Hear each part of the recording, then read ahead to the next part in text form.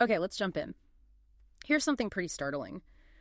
Nearly half of premature deaths, something like 40%, are tied to our own behaviors, things we could actually change. Wow, 40%. That sounds, well, it can sound pretty daunting, can't it? Like maybe willpower just isn't cutting it for most of us. Exactly. But what if it's less about willpower failing us and more about not quite seeing the forces working against us? Like, you know, how an engineer has to account for friction or a coach analyzes the other team. That changes the whole game, doesn't it? Suddenly it's not about personal failure. It's about recognizing these universal challenges, these patterns we all face, and figuring out how to counter them strategically. Yeah, like learning the rules so you can actually play better. And that's really what today's exploration is about, digging into this fascinating book. Right. A book that pulls together all this research from like behavioral economics, psychology, all sorts of fields. To help us really get how lasting change happens, like it shines a light on those internal obstacles, the real opponents in this. And it doesn't just point out the problems. It gives these really practical, sometimes kind of surprising solutions that are tailored to those specific hurdles. It's about diagnosing your own situation and grabbing the right tool. Okay, before we get into those tools, we should quickly mention Mindful Moments. It's over on our YouTube channel. Ah, yes. It's a great spot for AI book analysis. Really gets you thinking critically, reflecting on ideas. Kind of like what we're doing right now, trying to understand and apply these concepts. It's another way to engage with complex information. Definitely worth checking out if you enjoy this kind of discussion.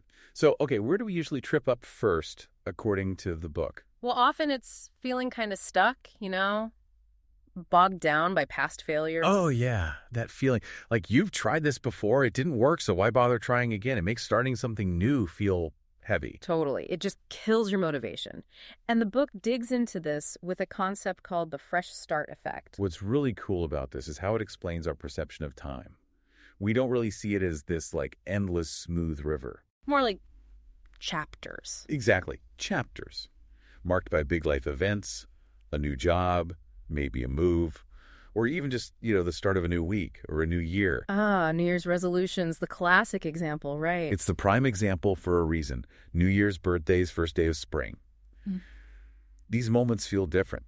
The research highlighted in the book shows people actually report feeling more optimistic and kind of disconnected from their past selves and failures on these dates. Like a clean slate? Precisely, a psychological do-over. Is it only those big calendar dates, though? Not necessarily. The feeling of a fresh start is the crucial part. The book talks about studies, like one where students were prompted about a goal. They were way more likely to actually do it if the reminder date was framed as, say, the first day of spring, compared to just some random Thursday. Wow. So just labeling it as a fresh start actually boosts action. That's Right. simple but powerful. It really is. And another study looked at retirement savings.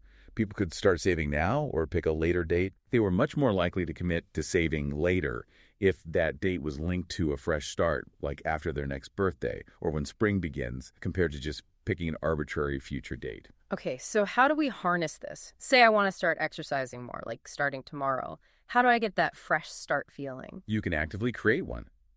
The book suggests things like changing your environment. Start the new routine in a different place.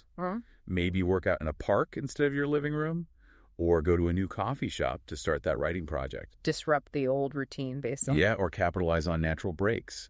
A move, a new job, even recovering from being sick. These things naturally disrupt old patterns and create an opening for new ones. Okay, the book also talks about how New Year's resolutions fail so often, like, 80% or something. If fresh starts are so great, why the high failure rate? That's a really important question, and the book addresses it. The failure isn't really proof against fresh starts themselves. It's more about what we do or don't do after that initial boost. A fresh start gives you that moment of peak motivation, that optimism. But the science isn't saying that feeling alone is enough. It's saying these are the best times to implement the right strategies. You got to get in the game, right? Fresh starts get you in the game. And the rest of the book gives you the plays to run once you're in. Exactly. So you get in the game, and then you use the tools. Yeah. Which brings us to the next big obstacle. Impulsivity, that pull towards what feels good right now. Oh, yeah. The classic battle. Knowing you should eat the salad for long-term health, but that pizza right now, It's tough. That's present bias right there. We value immediate rewards way more than future ones. So the strategies here are about making the good behavior, the one you want to do, more instantly appealing. Like the piano stairs. Tell everyone about that. Right. The Stockholm experiment mentioned in the book.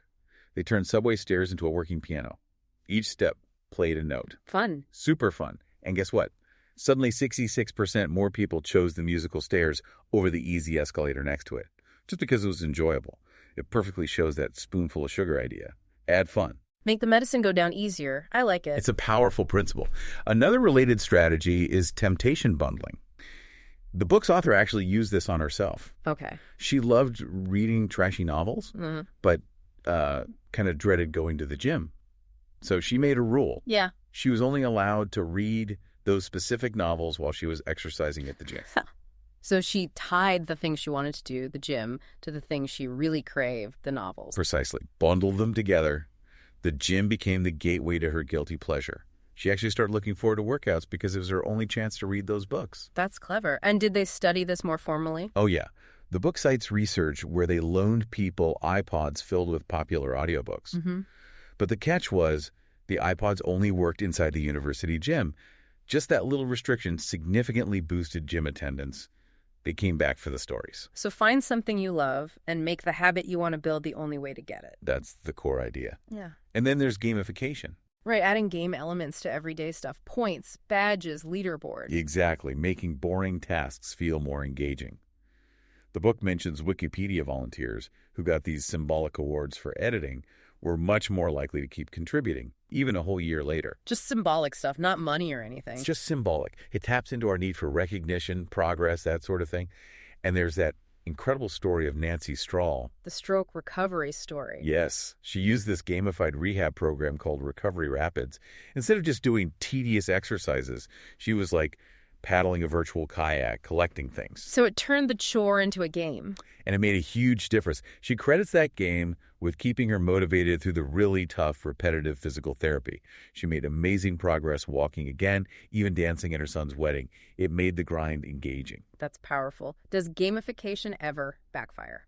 Good question. The book does warn about that.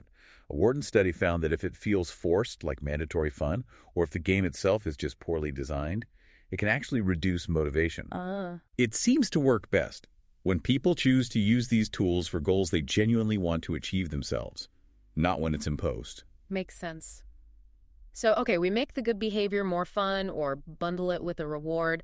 But what about when temptation still wins or we put things off, procrastinate? Right. Even with the best intentions, our impulsive side can take over. That's where commitment devices come in, according to the book. Odysseus tying himself to the mast, that kind of thing. Exactly that kind of thing. You make a choice now that limits your options or makes temptation more costly later. You're essentially pre-committing your future self. You're reducing your own freedom in a way. You are, for a greater goal. The book gives the example of Green Bank in the Philippines. They offered savings accounts that people could voluntarily lock. Locked, so you couldn't easily get the money out. Right, even without offering higher interest. And people chose them. Why on earth? Because they knew themselves. They knew they'd be tempted to spend impulsively. The locked account protected their savings from their future selves. And it worked significantly boosted savings for those who opted in. Okay, that's clever. What about for procrastination? Dan O'Reilly's study, mentioned in the book, is perfect. Students had to write papers. One group just had a final deadline.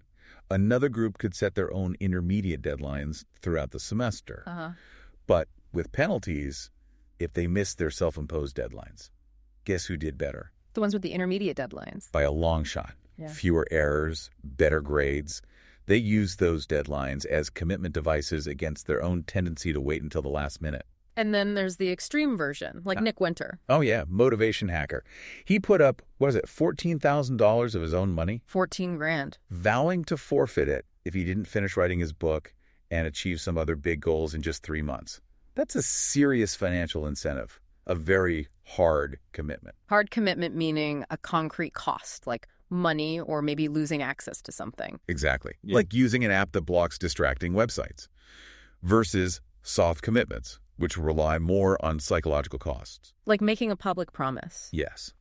The book talks about a study with doctors. They signed a pledge, displayed publicly in their exam rooms, promising not to prescribe antibiotics unnecessarily. No fines or anything? Nope. just the pledge. But it significantly cut down on unnecessary prescriptions. The desire to be consistent with their public promise to not look like a hypocrite was enough. That psychological pressure, it's powerful. It really is. Like the story of Karen Herrera losing weight. Her commitment was softer weekly check-ins with her nutritionist, setting small goals together. She didn't want to disappoint herself, sure, but also didn't want to let her nutritionist down. That accountability worked for her. So the takeaway is, if you know you struggle with impulse control or procrastination, you need to be what the book calls a sophisticate. Someone who recognizes that tendency and proactively sets up these commitment devices, these guardrails. Anticipate where you'll be weak and build a defense before you get there. But why aren't these things more popular if they work so well? Well, the book suggests many of us might be naïfs. We're overly optimistic about our willpower. We think, oh, next time I'll resist or I'll just knuckle down later. We underestimate temptation's power, and so we don't bother setting up defenses. We think we don't need them, even when we probably do. Okay, next challenge. Sheer forgetfulness. Ugh, yes. You have the best intentions, you really mean to do it, but then life happens, the moment passes, and poof, it's gone. The book mentions this with things like flu shots. People intend to get them. They're often free. Reminders go out, but uptake is still lower than it could be. Or voters who register but then just don't make it to the polls. Right. And we know from basic memory research, like the Ebbinghaus forgetting curve, that we forget things rapidly. A reminder in the morning for an afternoon task, often useless by the time the afternoon rolls around. So how do we fight basic forgetting? Seems impossible. The solution proposed in the book is surprisingly simple. Cue-based planning, also known as implementation intentions, comes from Peter Gollwitzer's work. And the core idea is, don't just say what you'll do. Specify when and where, linking the action to a specific cue you know you'll encounter. The when X happens, I will do Y formula. That's the magic formula. When I pour my morning coffee, I will take my vitamins. When the clock strikes 3 p.m., I will stand up and stretch. The when part, the cue, is critical. Because cues trigger memories, right? Exactly. Like Proust in his Madeleine cookie, a taste or smell, bringing back a flood of memories. When you link your intended action to an anticipated cue, a time, a place, a preceding action, that cue acts like a trigger, pulling the intention back into your conscious mind right when you need it. Okay, that makes sense. Like setting a mental alarm clock tied to a specific event. Kind of. The book mentions a study with cafe coupons. People were more likely to actually use the coupon if they were prompted to visualize how they'd use it, like picturing themselves at the register, pulling out the coupon, linking it to the visual cue in the action sequence. So visualizing the cue helps lock it in. It seems to. And Todd Rogers used this brilliantly for voting. Instead of just saying vote, his team asked potential voters specific planning questions. What time will you vote? How will you get there? Where will you be coming from? Forcing them to create their own implementation intention on the spot. Exactly.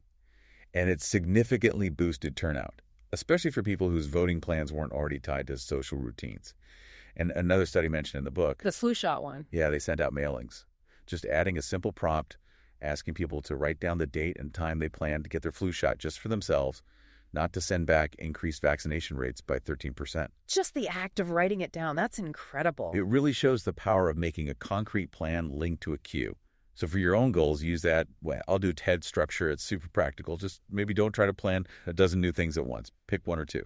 Good advice. Okay, moving on. Inertia. Our old friend, laziness.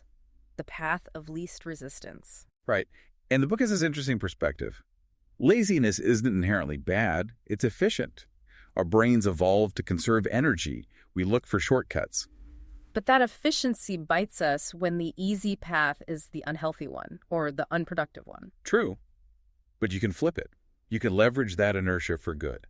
The book highlights examples from Penn Medicine, where they changed the defaults in their systems. Defaults. Making the desired option the automatic choice. Precisely. They made generic prescriptions the default instead of brand names. Boom! Huge drop in expensive brand name drug use. Doctors just went with the flow, the path of least resistance. Same for boosting cardiac rehab referrals, make it the default action after a heart event. So defaults are powerful because they harness our natural tendency to just not make an extra effort. Hugely powerful. But defaults don't work for everything, especially behaviors you need to repeat often, like exercise or flossing. You can't really default yourself into going for a run every day. Right. So for those things... That's where habits come in. Habits are the ultimate way to leverage laziness for ongoing behaviors. Because they put the behavior on autopilot. No constant decision-making, no willpower drain. Exactly. A good habit makes the desired action the automatic response to a specific cue, often without conscious thought. The book touches on the habit loop. Cue, routine, reward. Like brushing your teeth. The cue might be finishing breakfast, the routine is brushing, the reward is that clean feeling. Right. And interestingly, the book shares research suggesting habit formation might be more flexible than we think. A study taking people to exercise found that consistency seemed more tied to frequency than needing to do it at the exact same time every single day. Okay, so how do we intentionally build these good habits? Tracking is key. Think Ben Franklin tracking his virtues, or Jerry Seinfeld using a calendar to mark off days he wrote jokes, aiming to not break the streak. Why does tracking help so much? Several reasons mentioned in the book. It combats forgetting, obviously. It creates accountability, even just to yourself. And it lets you see progress, which is motivating. Maintaining the streak becomes its own reward. A single miss isn't fatal, but letting multiple days slip can break the pattern. And the idea of piggybacking. Ah, yes. Stacking a new habit onto an existing one. Use the old habit as the cue for the new one. The book's author did this, tacked a short workout onto her morning routine right after brushing her teeth. It's like doing push-ups right after your morning coffee. Perfect example. The coffee is already an ingrained habit, a reliable cue. You just link the push-ups directly to it. Much easier than trying to remember them out of the blue. Okay, last couple of big obstacles, self-doubt and social norms. These feel trickier, more internal maybe. They definitely are. Self-doubt can stop you before you even start or make you quit when things get tough. Yeah. And social dynamics, well, they can lift you up or pull you down. And the book points out something interesting about advice. Often, getting unsolicited advice makes us feel worse. Yeah, it can undermine confidence, imply you don't know what you're doing, even if it's well-intentioned. But here's the twist the book explores. What if you ask someone struggling to give advice? Asking someone who's struggling to be the expert, how does that work? There was this amazing study with high school students who were having difficulties. They were asked to give advice and encouragement to younger students facing similar issues. It boosted the advice giver's own grades. Asking for advice shows you have confidence in that person. It forces them to think through strategies, basically coaching themselves. And then there's this feeling of, well, it'd be pretty hypocritical not to follow the good advice you just gave someone else. That's fascinating. So feeling stuck, maybe try mentoring someone else or forming an advice club. Could be a powerful strategy. It builds your confidence and clarifies your own thinking. Tied into this is the huge power of expectations and beliefs. Like the study with the hotel housekeepers? Classic example from the book. One group of housekeepers was told their daily work actually met the Surgeon General's recommendations for an active lifestyle. The other group wasn't told this. Okay. The group that believed their work was good exercise showed actual physical improvements. Weeks later, lower blood pressure, weight loss, better body fat percentage compared to the control group. Just changing their belief about their existing activity changed the outcome. Wow. Belief literally changed their physiology. It seems so. And the story of George Danzig, the math student. Right, who solved those famously unsolvable problems because he thought they were just homework. Exactly. Yeah. He didn't know they were supposed to be impossible, so he approached them with the belief that they could be solved. And he did it. The book stresses how critical believing in your own capability is. And having mentors or peers who believe in you makes a huge difference. But it's hard to keep believing when you inevitably slip up, right? Absolutely. Which is why the book recommends building in allowances for imperfection. Call them mulligans. Set ambitious goals, yes, but grant yourself some emergency passes. Like planned cheat days or rest days. Sort of. A study found students aiming to exercise daily were way more successful if their plan allowed them, say, 2 get-out-of-jail-free cards per week. It stops one slip-up from feeling like total failure, making it easier to get back on track. Protects your confidence. Okay, that makes sense. Building resilience. Now, finally, the social stuff. We're definitely influenced by people around us. Massively. The book mentions that Air Force Academy study randomly assigned squadrons influenced individual cadets' grades. Being around high achievers tends to lift everyone's performance. Good company matters. So choose your friends wisely. And actively copy and paste their successful strategies. The book encourages looking at people who are doing well in an area you care about and consciously trying to imitate what they do. Like Cassie Braball becoming vegetarian by observing and adopting her friends' habits. So don't just hang out with them. Actively figure out what they're doing differently. Yes. Research suggests prompting people to actively search for these hacks works better than just being told strategies. We often assume others are struggling just like us. It's called the false consensus effect, when they might have figured out useful tricks we could borrow. But social comparison isn't always good, is it? Definitely not. Mm-hmm. The book warns it can backfire. That retirement savings study, for instance, showing low savers how much more their peers were saving, actually discouraged them. The gap seemed too big, too demotivating. Ouch. And accountability can be tricky, too. Very tricky. That voter turnout study where they mailed postcards showing neighbors' voting records. Super effective at boosting voting, but wow, did it feel coercive and shaming to many people? Ethically dubious. So how do you use social influence positively? The book suggests focusing on creating opportunities for people to voluntarily share their positive actions, like public forums or sign-up lists where people opt in to show they're participating in something good, like the California green energy example. It fosters positive norms and gentle accountability without direct shaming. So choose your peers, copy their good strategies, be careful with comparisons, and aim for positive, voluntary social support. That's a good summary. It's about being mindful of these powerful social forces. Wow. Okay. We've really covered a lot of ground here. Fresh starts, tackling impulsivity with fun and commitment, beating forgetfulness, using inertia through habits, building confidence, navigating social tides. It really paints a picture, doesn't it? Mm-hmm. Changing behavior isn't usually a one-shot deal. It's more like managing a chronic condition. Success comes from diagnosing your own specific obstacles and then consistently applying the right tools, the science-backed strategies like the ones in the book. And if you want to keep digging into ideas like these, exploring ways to understand yourself and grow, definitely check out Mindful Moments on our YouTube channel and have a look at the other explorations on our podcasts. Absolutely. Because the core message here is actually really empowering.